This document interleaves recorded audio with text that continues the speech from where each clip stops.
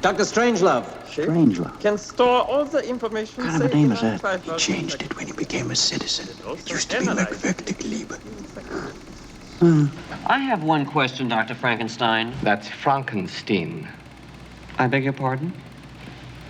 My name. It's pronounced Frankenstein.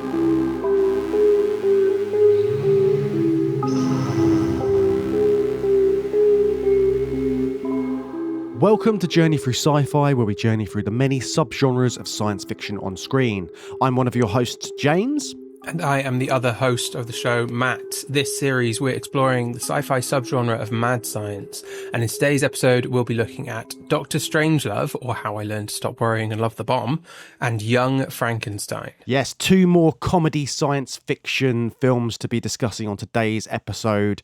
Very different tones, very different things that they're talking about in both of these films, but from very different directors as well, I would say. So you've got Stanley Kubrick, and then you've got Mel Brooks and Gene Wilder.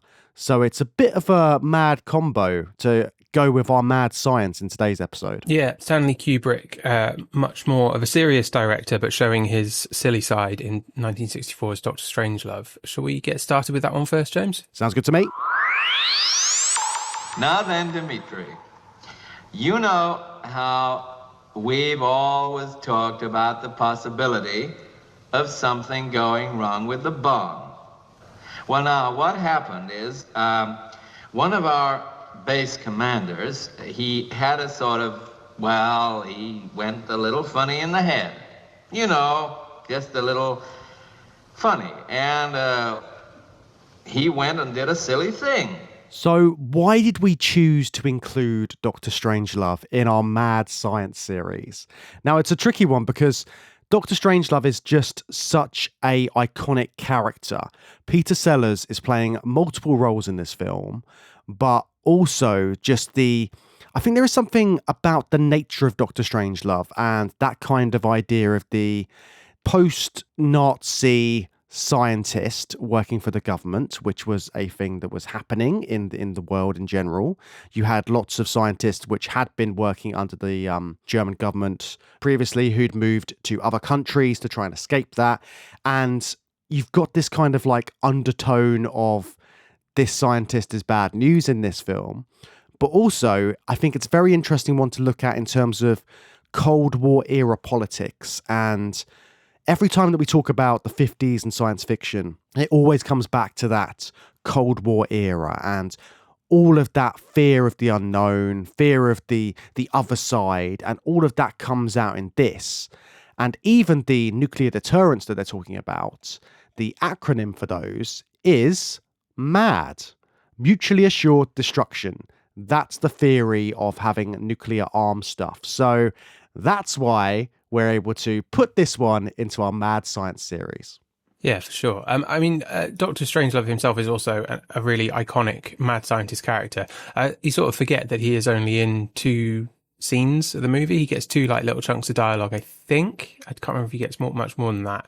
He's got his one speech about that concept of mutually assured destruction, the doomsday device, and then he crops up at the end with his plan for the bunkers, and that's kind of all he does. But he feels like, I guess because it's the title of the movie, he feels like a greater presence in the film, and also because it's Sellers, and Peter Sellers is constantly throughout the movie, just not always as Dr. Strangelove.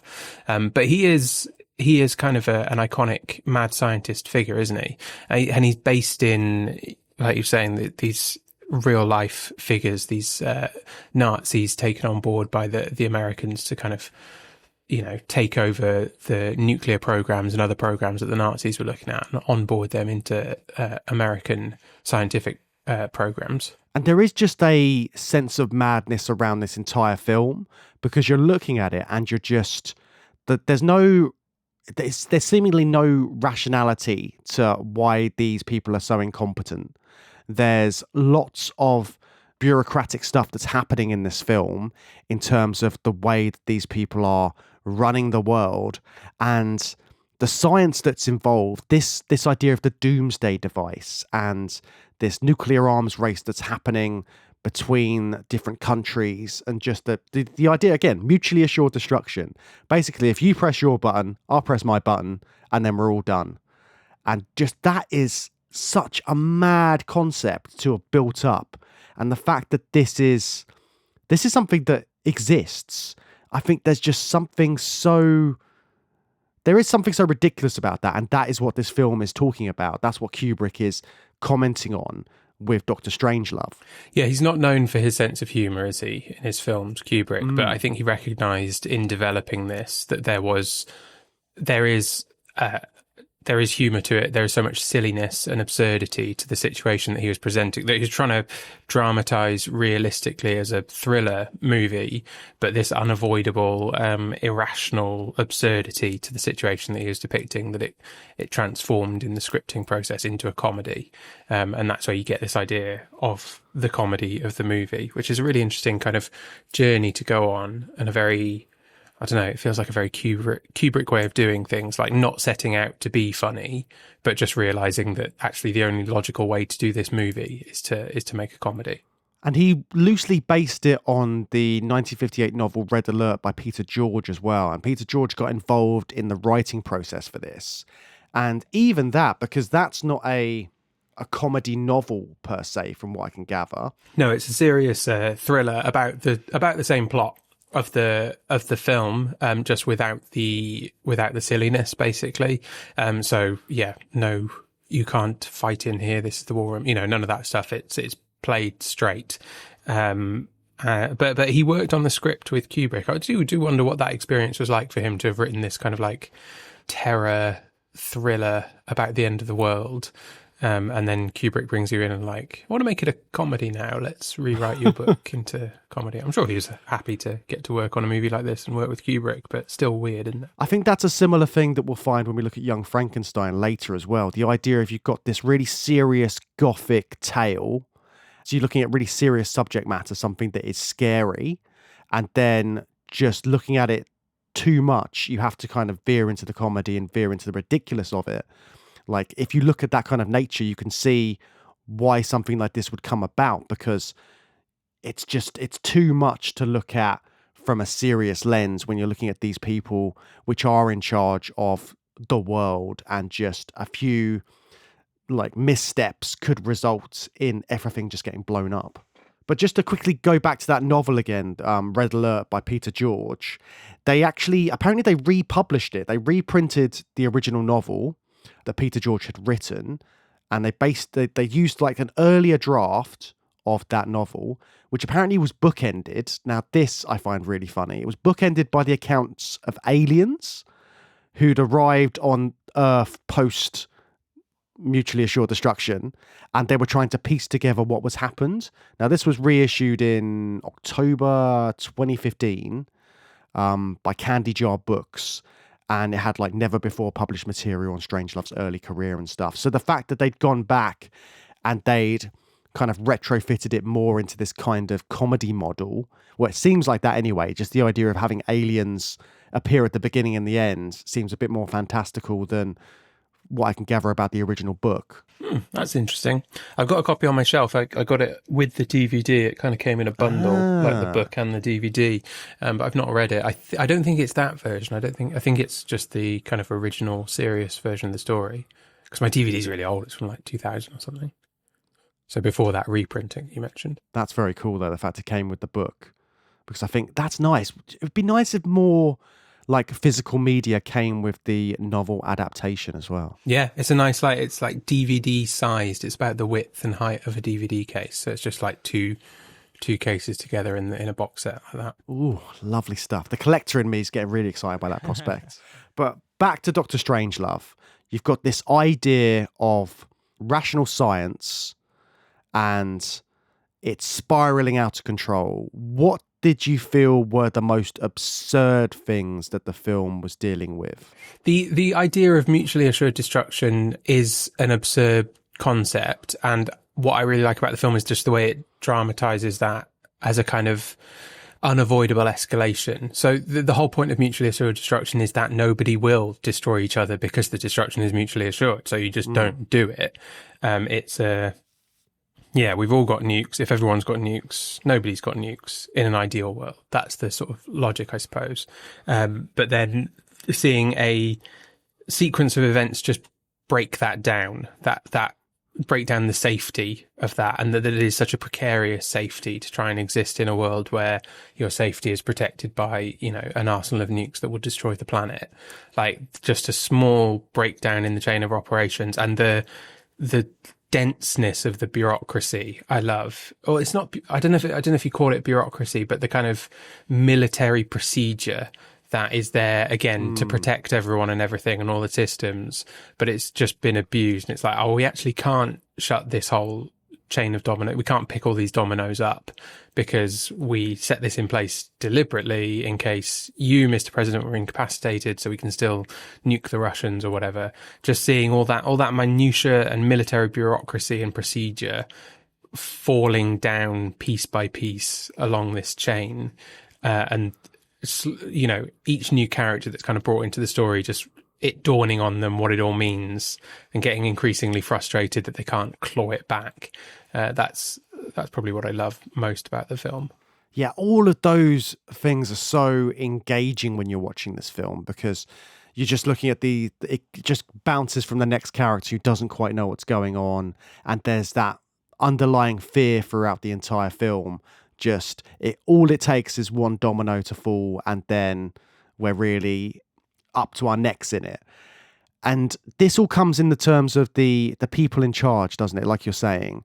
And people like General Jack D. Ripper, who is so high up, he has this kind of power, but he also has this delusion as to what's going on in the grand scheme of things. He's obsessed with the idea that fluoride in the water in America is making him like impotent and affecting like the population at large. So he's got these conspiracy theories, and just the way that he talks about it, he's this big masculine general who has a massive machine gun and is firing at people, and just has this kind of like swagger to him. He's got like a cigar, all that kind of stuff. And the fact that he's so worried about being impotent and not being able to perform, it kind of goes to the sort of like the male bravado, and these people that are in charge, there's a lot of fragile male egos in there, and the idea that if one of these male egos just spirals out of control, then it could end in nuclear warfare, which is scary. Yeah, who do you think has the most fragile ego? Do you think it's Ripper, or do you think anybody else is kind of worse than him? Oh, that's a good question. I think Ripper's the sort of one which I initially thought of, but I think they've all got that kind of, none of them are 100% sure of themselves. And then you contrast that with Buck. I think it's Buck who's in the Buck Turgidson, who's in the war room. You've got him as well in there, and he's constantly he's ringing up his girlfriend at times in the war room. And then you get that amazing line where he says there's no fighting in the war room. Ridiculous stuff like that. But I think, yeah, because Buck is basically the same kind of character as Jack, but he's even got like tendencies towards what Jack's saying as well, because he's constantly like, oh no, we need to just punch the enemy in the face kind of thing. Like if they're trying to make us back down, we're not going to back down. He's got that kind of I don't want to be bullied kind of mentality. And all of them seem to have that. And like, even when you've got Slim Pickens' character, who is plays Major King Kong, he's in his aeroplane and he's saying like, look, I'm doing my mission. I've got to do this mission. It's really, really important. Not fully. I don't think any of them fully. They can't really think about what the repercussions of what they're doing is. They never really talk about like, oh, there's going to be X amount of casualties. It's just all the kind of like, who's got the biggest bomb? Who's got the biggest dick? Lots of dick swinging in this. Mm. But what about the president then? President Muffley? Because he's, I suppose, quite level-headed compared to the rest of them, because he does consider how many people will die. But is it more for him about his name in the history books? That's Turgidson calls him out for that. But arguably there won't be any history books at the end of the movie. Well, that comes into the kind of like mad scientist traditional hubris, doesn't it? They're doing it for the recognition. They're doing it because they want to be the person who's created this great thing. So the president's got that kind of mentality to him as well, right? Does it? Yeah, does he? Is it that? Is it the history books thing? But I mean, his point is that he doesn't want to be responsible for 20 million civilian deaths.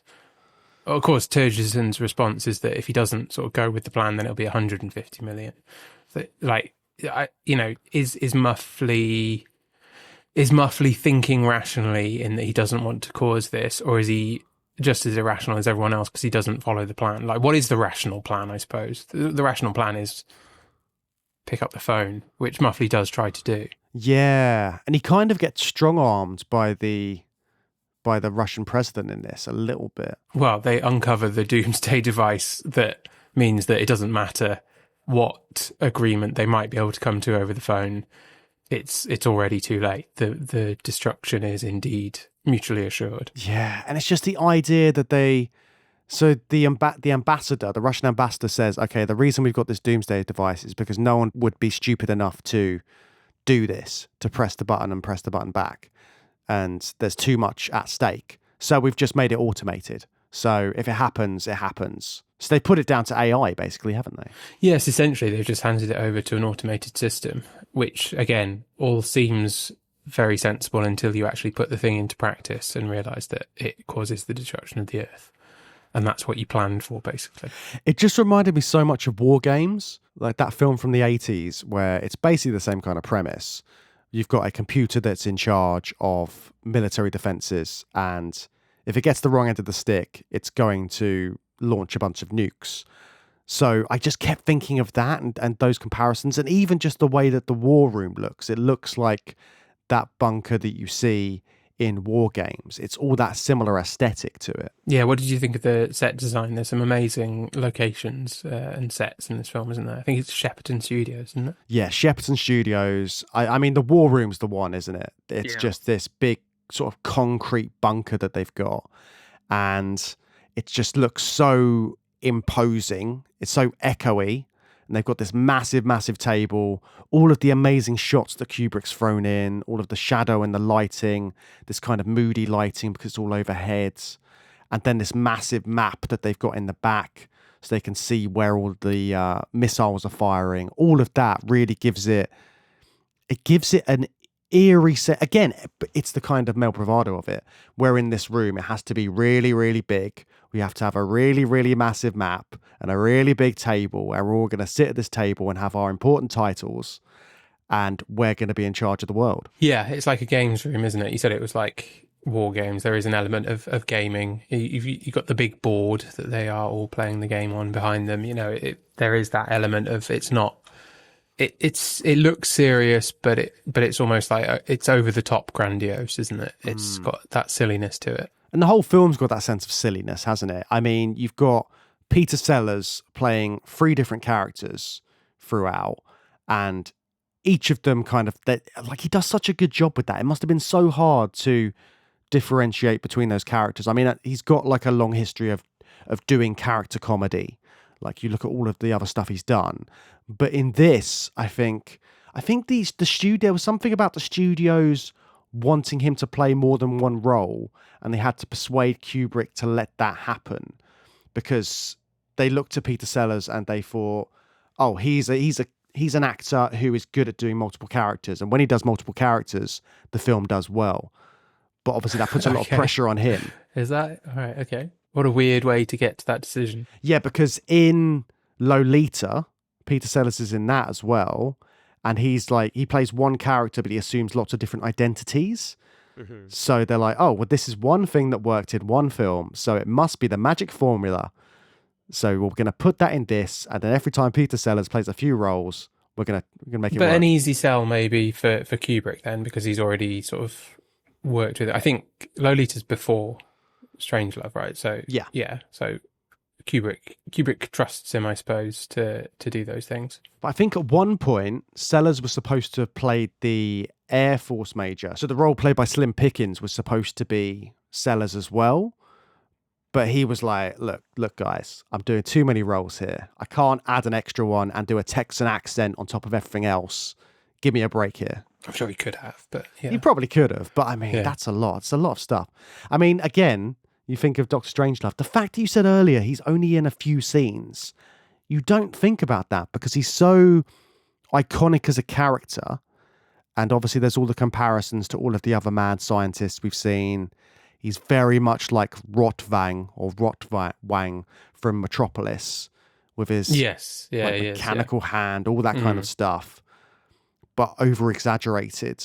But they all of his characters are really carved out in this. You've got the RAF general who basically just feels a bit like Peter Sellers being a bit more Peter Sellers, upper class British. And then, the Muffley character as well, the kind of man in between.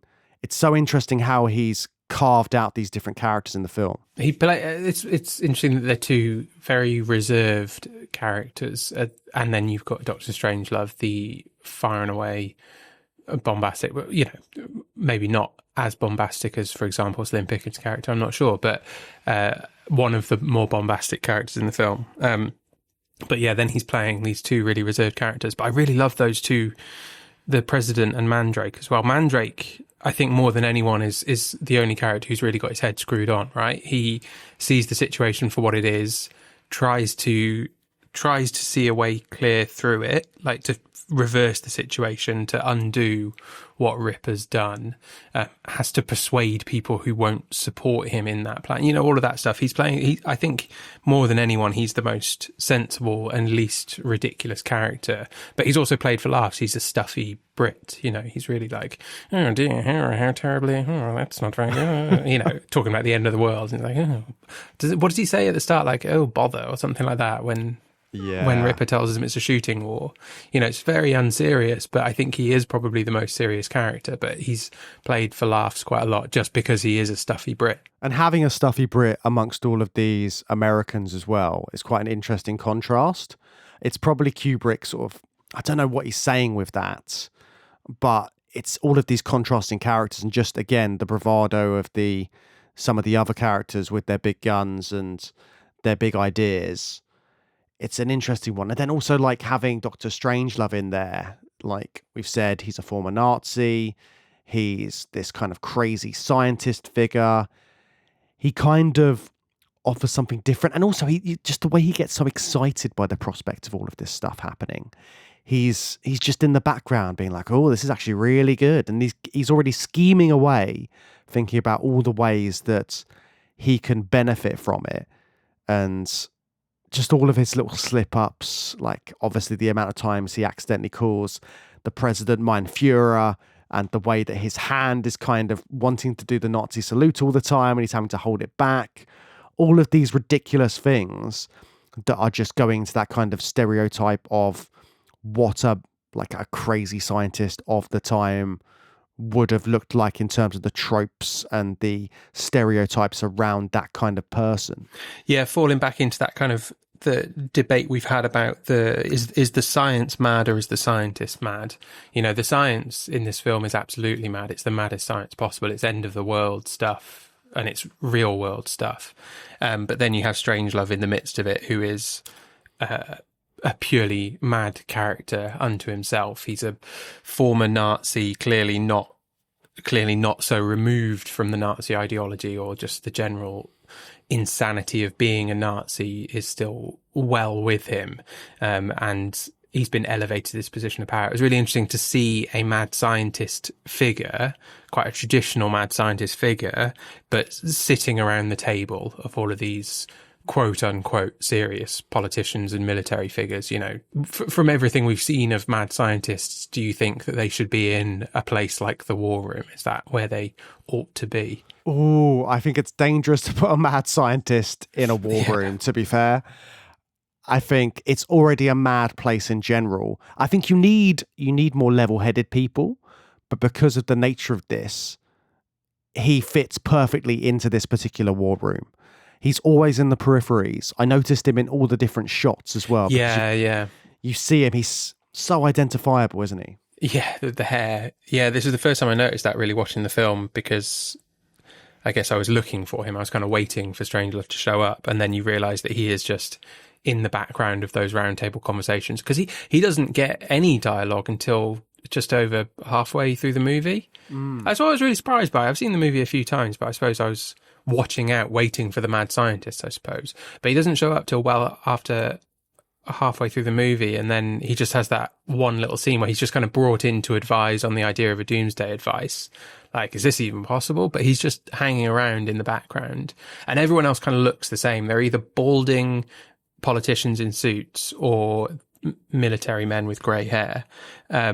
And then he's just in the middle with those glasses and that quiff, you know, and the gloved hand. He's just this extremely weird figure around the table. But he's so maniacal in his scheming as well, because he's not really, it doesn't feel like he's being manipulated by anyone. He's not really advising in the way you would think he'd be advising. He's always kind of, have you thought of this? And he's got a plan in his head. So the idea, like the way he shifts everything into, oh, well, it's happening now. So let's go and live in some mine shafts and get lots of women and repopulate society. But even the way he talks about that, the selection process of that, it all veers into dangerous territory. But obviously he's planned all this out in his head. Well, he certainly thought about it at length. Yeah, he's had some time to think about it. Yeah. But also just knowing about the doomsday device as well, and just having all of that information and being like, oh, we were looking at doing something similar. All of the ways that he's talking about that technology, he's just really thought this stuff through. And again, he's this amalgamation of various different people in real life. So there was a strategist called Herman Kahn, who apparently he's loosely based on.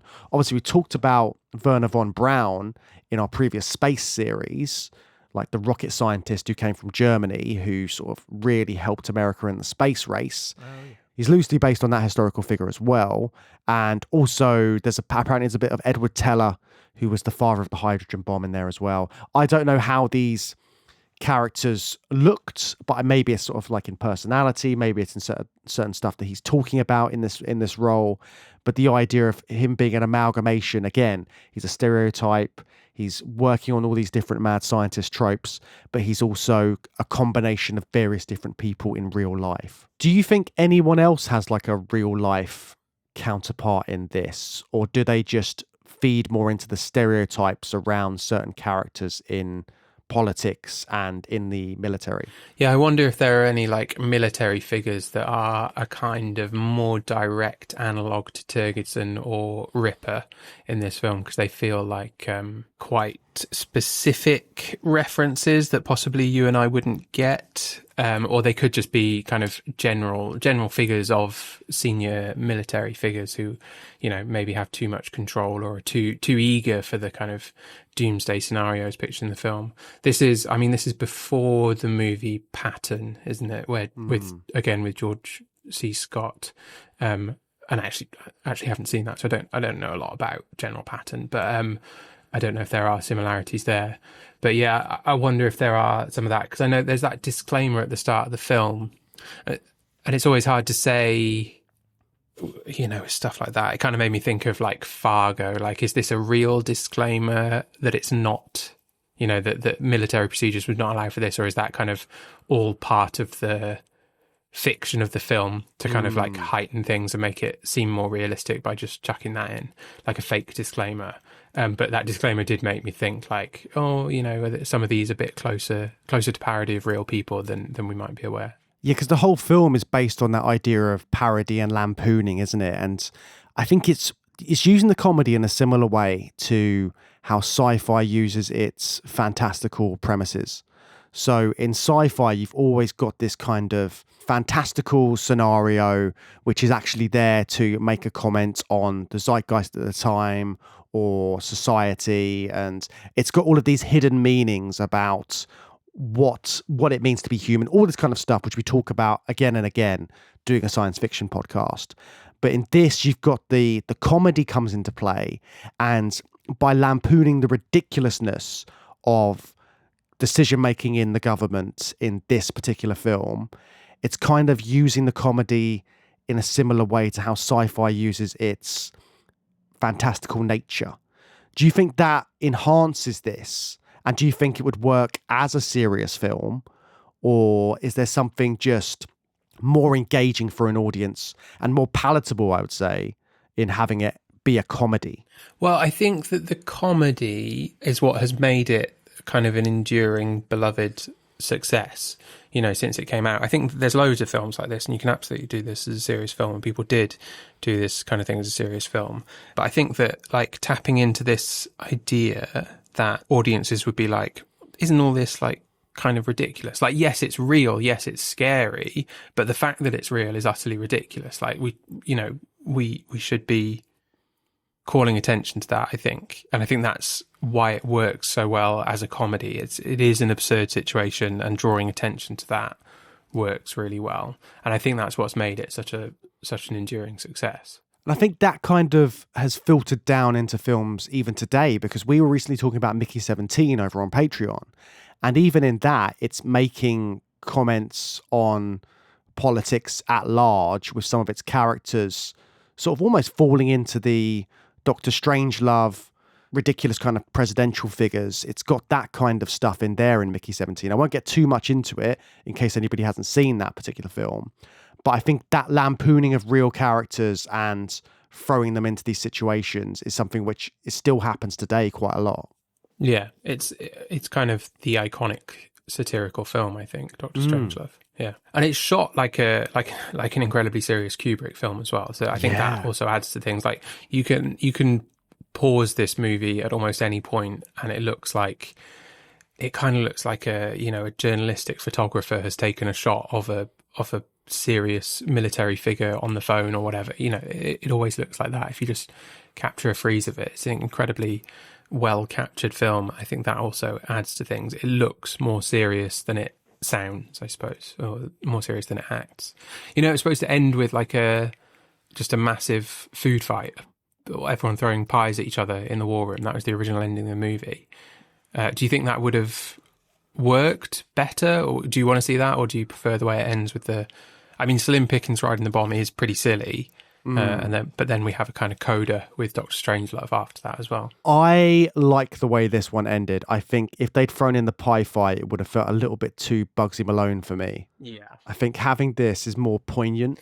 I'm interested to know, I know that story, that it was supposed to end in the pie fight, but I don't quite know how the original script got there, like how the pies got there. Do they just break into it, you know, in a moment of sheer silliness, or is there kind of, do they work into it with some food being brought in or something like that, and it kind of works diegetically? But I do prefer it feeling more serious, like the absurdity is realistic, and it doesn't. I think like pie fight would kind of undermine the satire of it, right? Because yes, it's ridiculous. Yes, it's people doing ridiculous things in a serious situation, but it's better that they're doing realistically ridiculous things. And absolutely going into that kind of planning for the post-apocalyptic scenario that they just immediately switch to as soon as they realise they've failed at stopping Major Kong. That's when they're like, okay, now we need to think about bunkers, and they have a whole conversation about that, and it just descends into arguing about the next thing, basically. There's always another thing to argue and be ridiculous about. Yeah, and there is just something about, like you said, the way that you've got Slim Pickens' character riding the bomb down to the ground like it's some sort of ball, and just being so excited by that prospect. I mean, the film's got lots of sexual undertones, hasn't it? There's lots of things, like I've said about the dick swinging. It's all of these big phallic planes flying all over the place. And so it's just, that's why it made me laugh so much when you see Slim Pickens riding that bomb down to the ground. Yeah, another iconic moment. I think, and like I was well aware of that scene long before I saw Dr. Strangelove. I think probably, again, it always comes back to The Simpsons, doesn't it? There's always.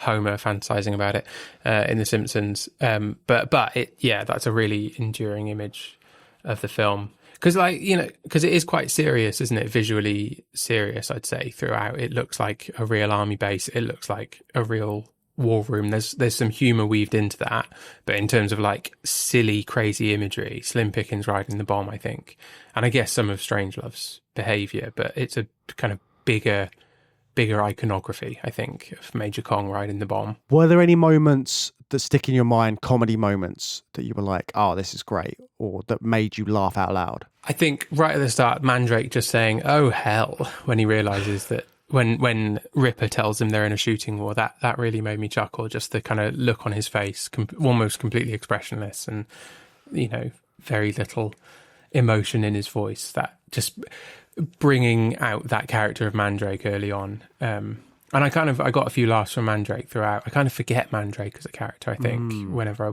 come back to the film. But it's just as good a Sellers performance as the other two.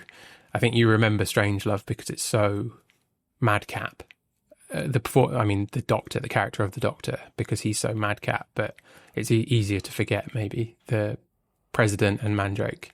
So I really enjoyed seeing them. What about you? What were your kind of highlights watching it this time? Yeah, I think it was mostly the stuff with Mandrake, just the kind of straight-laced Englishman in the middle of this. Just there's moments where he's trying to phone the president, and then this soldier in the background just saying, I can't let you do that because of this. You've got to come with me, and just being by the book.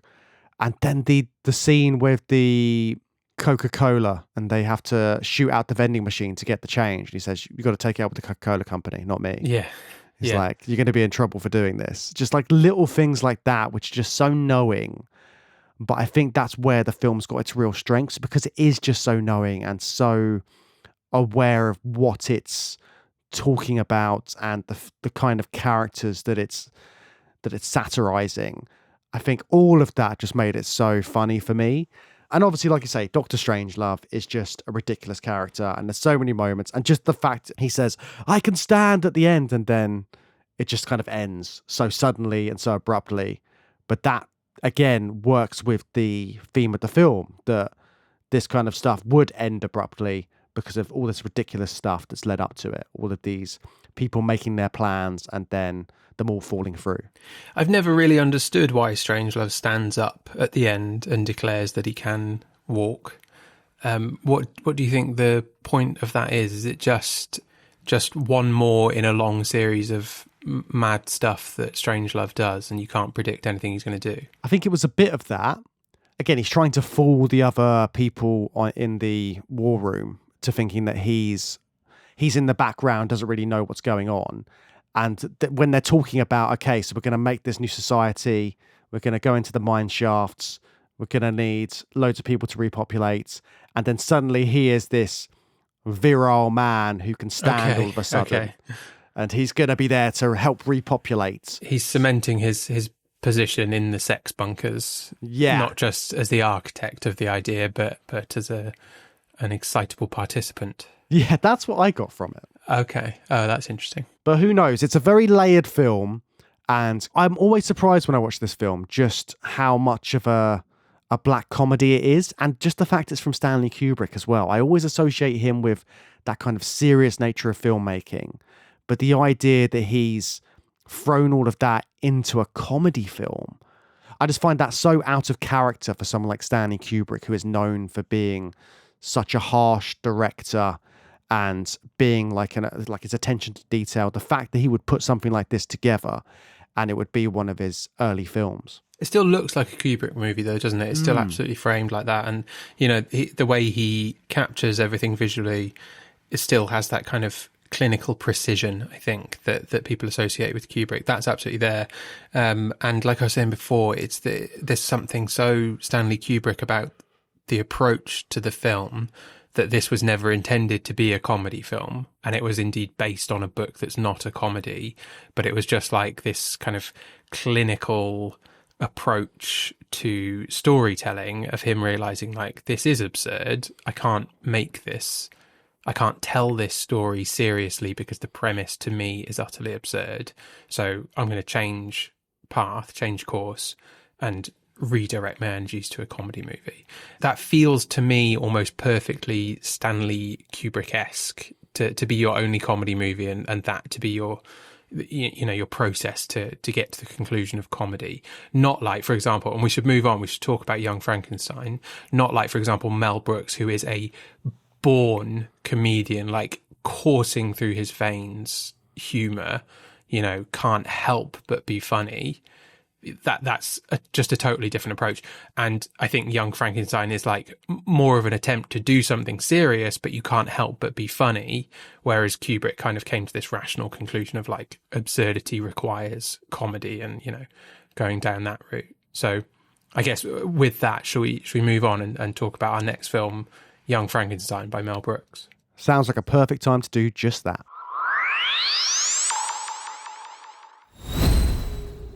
Hi listeners, hope you're enjoying the show. If you want to support us and get access to hundreds of hours of bonus episodes, you can sign up to our Patreon. We've got discussions on all the latest sci-fi films in cinemas, the Bad Movie Bunker, and Patrons' Picks, as well as mini-series covering your favourite franchises. Patrons get to have their say on what we cover, both over on Patreon and right here on the main show too. So if you want to join, head over to patreon.com/Journey Through Sci-Fi. Now, back to the episode. Would you mind telling me whose brain I put in? Abby someone. Abby someone. Abby who? Abby Normal. Abby Normal. I'm almost sure that was the name. Are you saying that I put an abnormal brain into a 7.5-foot long, 54-inch wide gorilla? Is that what you're telling me? Do you know what? Both of the films that we're talking about today, James, I've seen loads of times. I loved both of these when I was a teenager, but I don't think I've seen either since I was a teenager. Oh, wow. So this is, it's a big gap for me. I hadn't actually seen either of them for ages, but they feel so nostalgic and familiar to me. And I think probably this viewing of Young Frankenstein might be the first time I've seen the film having seen James Whale's Frankenstein.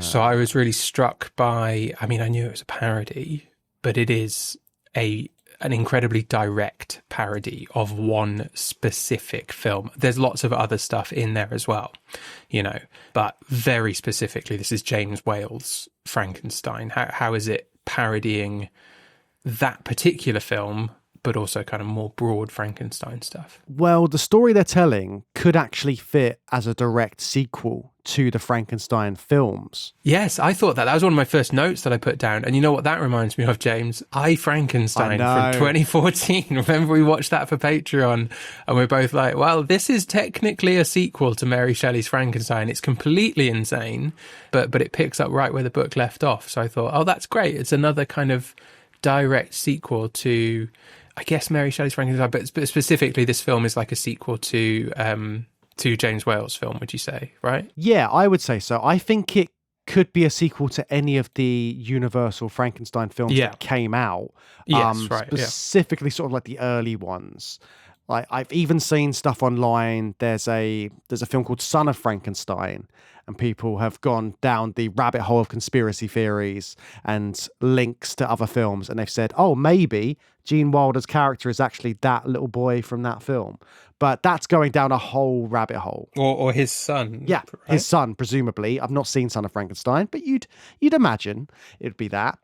But with this, regardless of that, and regardless of where it connects to perhaps the classic Universal Frankenstein films, this is parodying them, but it does feel like it could come anywhere in that kind of pantheon of story.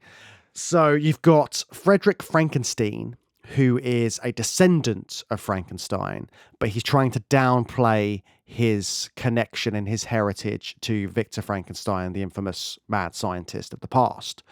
So you see him giving a lecture at the start, and he's very much like, "Oh, I know, I'm Frankenstein. It's Frankenstein. It's not Frankenstein." Again, downplaying it, but bit by bit, he gets drawn into the life of his predecessors, and he ends up in the classic castle in Transylvania. He's ending up doing the same stuff. He's working with an Igor or an Igor in this case. He is creating a creature, and we're back down the path of the traditional Frankenstein story by Mary Shelley. But all of this is done knowingly and with a load of great gags. Yeah, he gets drawn in through this concept of the reading of the will, isn't it? He's got to go to, and it's Transylvania, which is, unrelated, but another kind of universal. Let's mix it all in. Yeah, exactly. But it's Transylvania is where his family's from in this one. They all have British accents in Transylvania, which is fine. That's the kind of premise to get him over there. And then it kind of becomes a retelling of, or just a remake, really, a kind of parody remake for the first half or so. And then it goes in a different direction towards the end of the movie.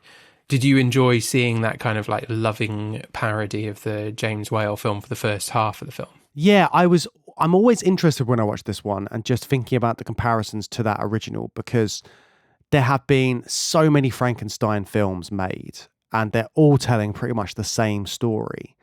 It's doing all of that kind of critiquing and satirizing of all of those films that had come before it, all of those classic films. So you're going into the Universal monster stuff, you're going into the sort of the other things in cinema, and you're adding in the comedy and the sort of the ridiculous nature of them.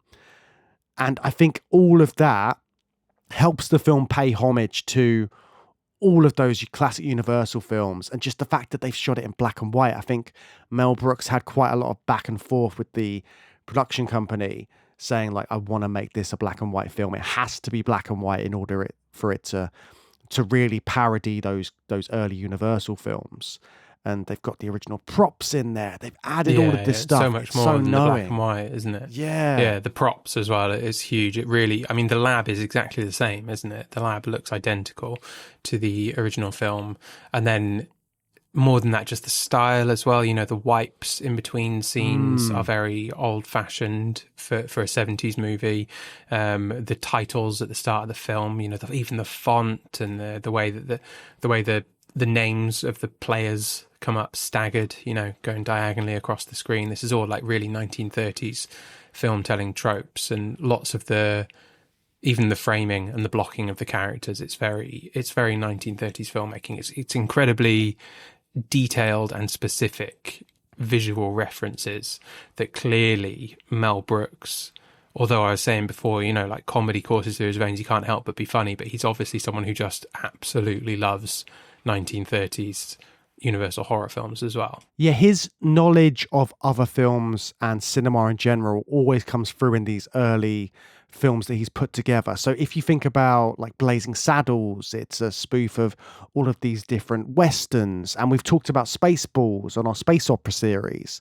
He's very knowing of those kind of genres. I mean, Spaceballs was him kind of catching up with all of the stuff around Star Wars and all that kind of sci-fi-ness.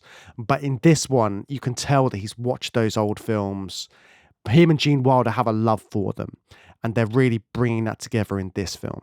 Yeah, and you see it in other films, like just the way he can kind of turn to any genre and do this kind of like tone perfect parody of it. He's just an absolute film lover, isn't he? That just can't help but be funny. Silent movie, Blazing Saddles, Young Frankenstein, you mentioned Spaceballs, just he gets the genres so perfectly and just understands them, and is such a perfect parody artist. And it's the blueprint for stuff like Scary Movie and Not Another Teen Movie, all those kind of films that came afterwards, which were taking bits from popular films at the time and then spoofing them and adding some comedy and having some fun with them. But this is that early example of this. And I think also just the mixture of comedy, horror, science fiction that you've got in this film later helps the film industry in general, because then I think you get stuff like Ghostbusters, which has more of a sense of comedy in it. You get things like An American Werewolf in London. You've got all of these films that come off the back of this, which have more of a comedy sensibility to them. And I think this is probably one of the films that really helped that. Yes, but getting back to the Frankenstein of it all, what did you think of Frederick Frankenstein then as a character, a descendant of Victor Frankenstein. Is it Victor or Henry? I can never remember because they fiddle about with that. Yeah, they change it all the time. I think it's Henry in the movie. In the movie, yeah. Right. But I think his grandfather in this is called Victor von Frankenstein, I think. But whatever. How do you think Frederick compares to the original Dr. Frankenstein? I like the fact that they made him a reluctant Frankenstein. I think that's really important in this.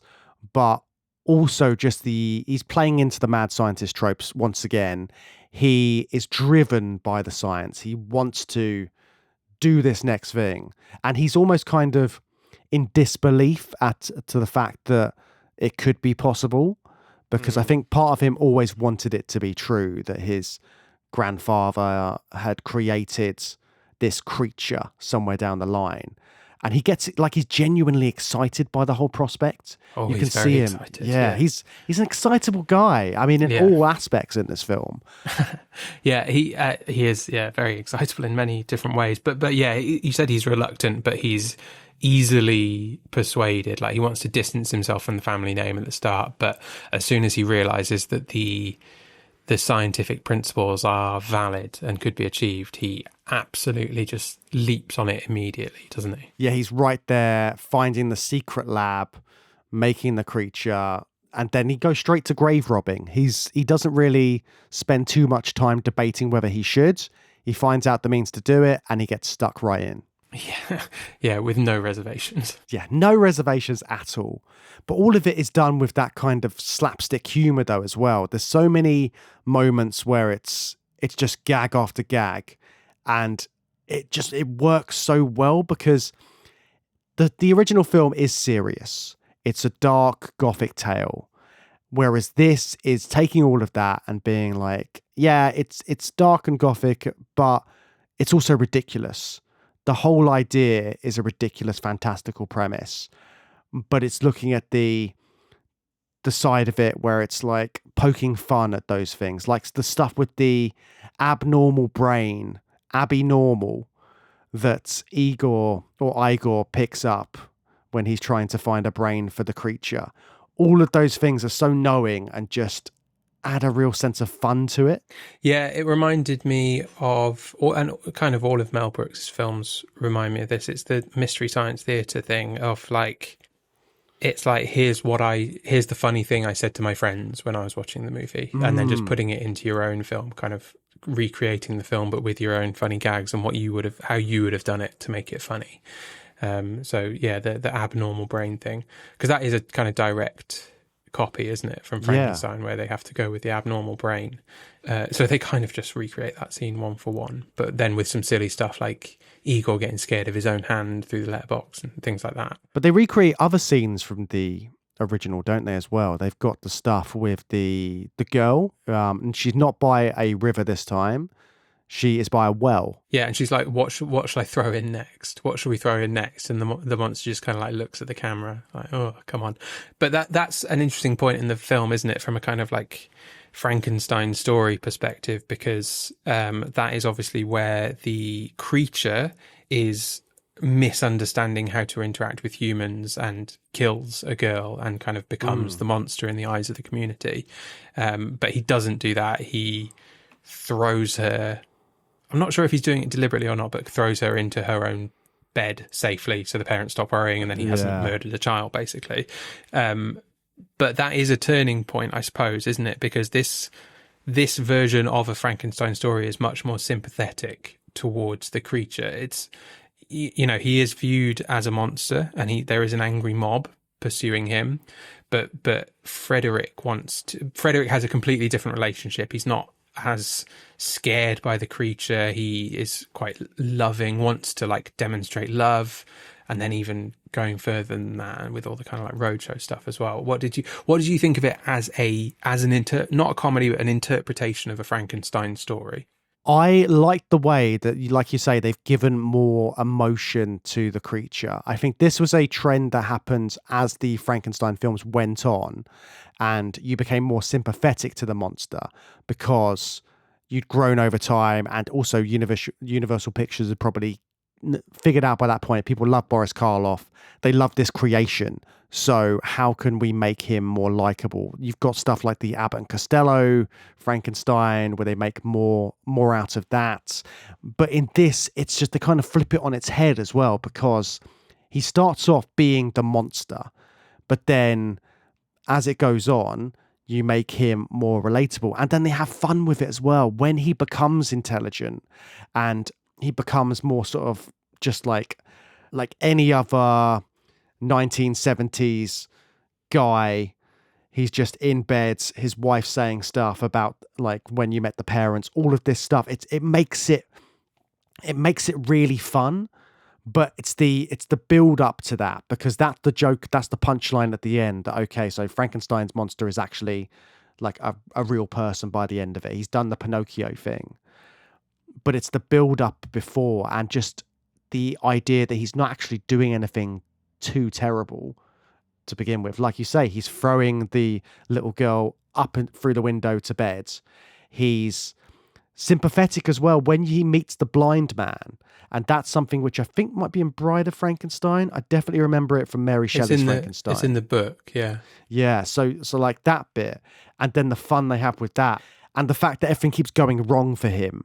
You're on his side, and I think the whole film you're kind of on his side more than perhaps the other ones the other early ones, where he is just this tortured creature that's been created, and it's got more of a dark undertone to it. Yeah, it's like The Patience with the blind man, isn't it? Because he keeps getting like boiling hot soup poured into his lap, but he just remains kind of calm and patient. And it's Gene Hackman, the late great Gene Hackman. Brilliant performance. Yeah, it's mad that it's Gene Hackman, isn't it? Yeah. But he's like such a tough guy at the time as well. And for him to come in and be like, I want to play this comedy character, it's brilliant. Yeah, he's brilliant in it. I also really like the kind of scientific roadshow thing. Again, it's played for big laughs. It's really funny, really silly, the putting on the Ritz thing. But the concept there of the kind of taking the creature on a scientific roadshow, it's actually displaying the scientific achievements of it. That was a nice, interesting twist. It's kind of, I mean, is it a King Kong parody, or is it just its own thing? Because it's not quite as on display. I couldn't quite tell if that was the reference they were going for, or if it was more just about this is what Frederick wants to do with the creature. I think it all harks back to the original Frankenstein and the original stuff that we looked at, like Dr. Jekyll and Mr. Hyde, where the idea of science and those kind of displays of science, like cutting up a body, dissecting a body in front of a bunch of people, it's that kind of, it's the early, I don't want to use this word, but I have to, the showbiz nature of it, because it is like a performance, isn't it? So it's just leading more into what that would look like now. And the King Kong like comparison is spot on, I think. That's exactly what's happening here. It's like a big show, and they take it one step further, where they have the creature doing a dance, and they're doing the Putting on the Ritz song. So it's all of that, and they make it much more showbiz and ridiculous, and with the creature singing the bits of lyrics, but not really singing the lyrics, and the tap dancing. And knowing this scene was going to happen later, even when I saw his shoes, when you see the creature's shoes when he's on, I was like, they're tap dancing shoes. Oh, right, okay. But they're not. They're just like, they've got like the metal like soles. But all of those things, just, I think it is that kind of blend of science as performance and theatrical nature of it. Yeah, it's the ultimate kind of theatricality. I think Putting on the Ritz is it's a good song choice for that. It's such a, I don't know, old-timey musical sound to it, isn't it? And you've got the assistant character in there again. You've got two assistants in this. You've got the love interest for Frankenstein, and then you've also got the classic Igor character played by Marty Feldman. And again, like all of the gags with the hunch and all of that kind of stuff, and then comparing him to Inga, and then having all the sort of like the tension with Frederick and Inga, all of that kind of stuff leads back to the tropes which we've seen in these other films. Yeah, also I'd say just the kind of the trio of Terry Garr, Marty Feldman and Gene Wilder as as the three leads, they got great chemistry together. There's lots of scenes where they're not actually really doing anything funny, but they just kind of like do something in unison, like they're peering around a door or something all together, or looking out of the castle after the creature, and kind of mimicking each other's or movements or doing something in unison. I just think they're just an incredible little trio together. They're so funny. They've got distinct, on-screen personas that work together so well, but are also so, distinct and discrete from each other. Were there any moments that really stuck out for you comedy-wise? Like, what were the best gags for you? I think the putting on the Ritz dance scene is the best It's moment. gotta be.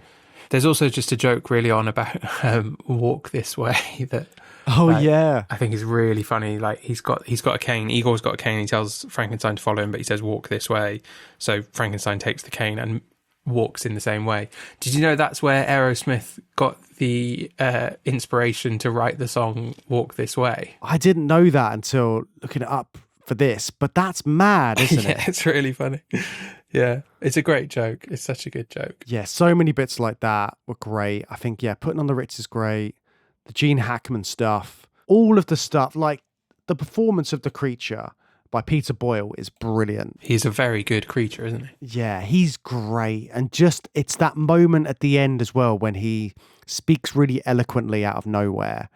He's just so good. Yeah, and it reminded me a little bit of Jerry Lewis at the end of the Nutty Professor, just to kind of genuinely like lots of emotion in the performance and a real moment of emotion just at the end of the film, delivering this speech about how he wants to fit in and how he struggled to fit in and that he's gone down a path of violence because of rejection and then gets accepted by the community. It's more silly, and this is not like the Nutty Professor where it's like, oh wow, this is a serious moment. It's still kind of played for laughs. It's like a joke that he would have a speech like that and then get immediately accepted.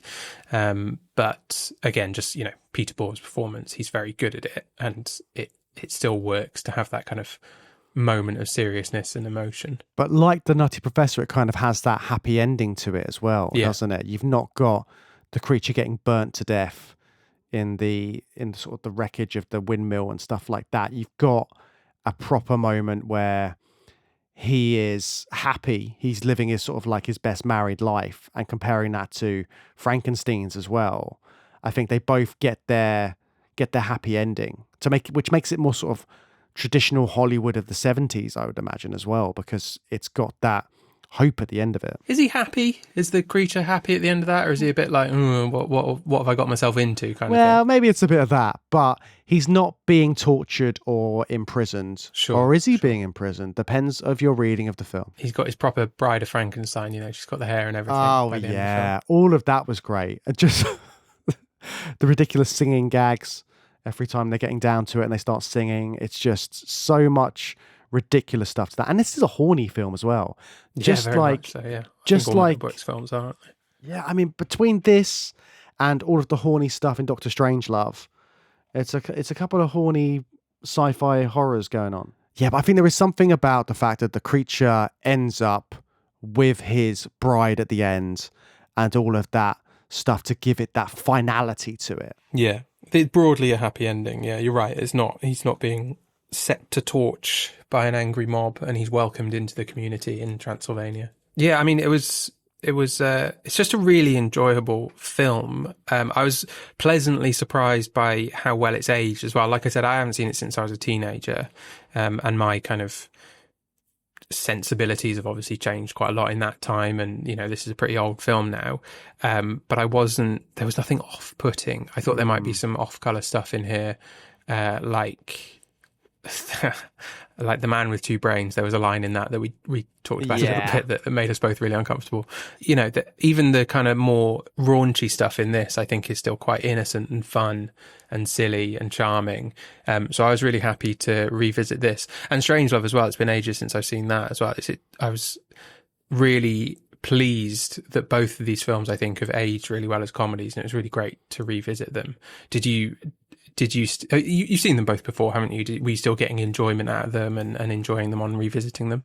Yeah, it's been a long time since I've seen both of these, but I think they're both offering something slightly different. They're both doing this parody.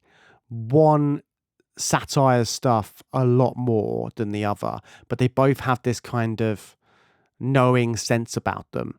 And I think that's so important with the stories that they're telling, because both of them are quite full-on stories. I mean, you've got a grave robber in Frankenstein creating a creature. You've got nuclear warfare in Dr. Strangelove. So they're dealing with quite like heavy topics. But the way that they're putting these films together, they're having fun with them. They're looking at the absurdity of it all.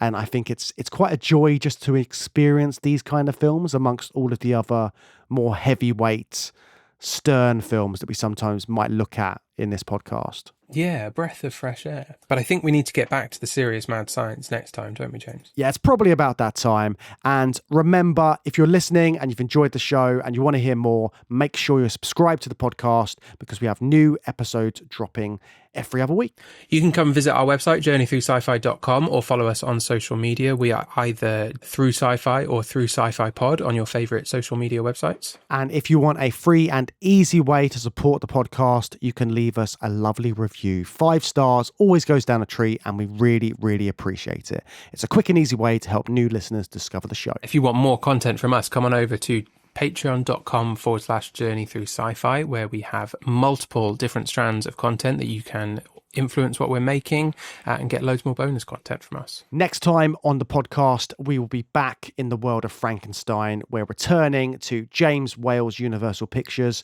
and looking at The Bride of Frankenstein from 1935.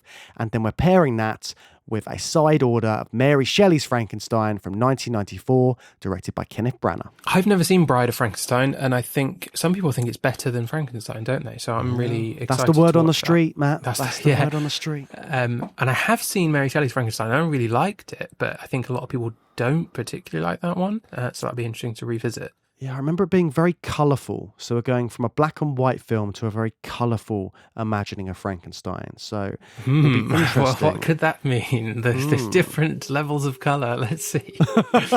We'll get into the weeds with those two films next time on the podcast. In the meantime, thank you for listening. We'll see you again soon.